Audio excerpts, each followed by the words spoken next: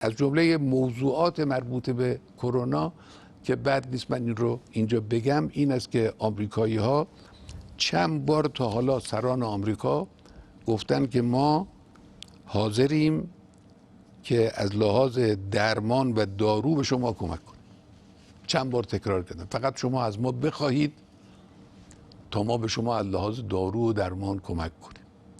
این جزو اون حرفای بسیار عجیبه که به ما میگن که از اونها درمان بخواهیم و دارو بخواهیم. اولا خودتون دچار کم بودید. الان خبرهایی که از آمریکا میرسه یعنی حرفایی که خود آمریکایی‌ها میزنن، شهردار فلان شهر، رئیس بهداری فلان نقطه، رئیس بیمارستان فلان ایالت، خودشون دارن میگن صریحاً که دچار کمبودهای وحشت‌آوری ان، هم از لحاظ وسایل پیشگیری از در بروز بیماری، از ابتلای به بیماری، هم در دارو و اینها. خودشون اگر چیزی دارید دستتون بازه صرف خودتون بکنید.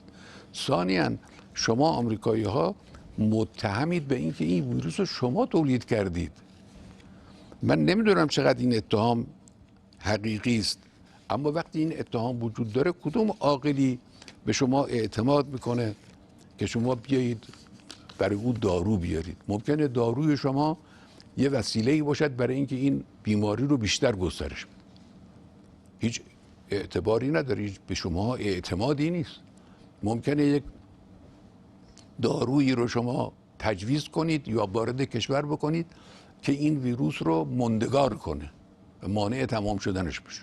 یعنی کسی اگر چنانچه این تهمت درست باشه و شما به وجود آورده باشید این ویروس رو، این کارا از شما برمیاد. یا اگر کسی رو به عنوان درمان کننده و پزشک بخواید بفرستید، این ممکنه بخواد بیاد اینجا اثر عملی سمی رو که تولید کرده اند رو از نزدیک ببینه.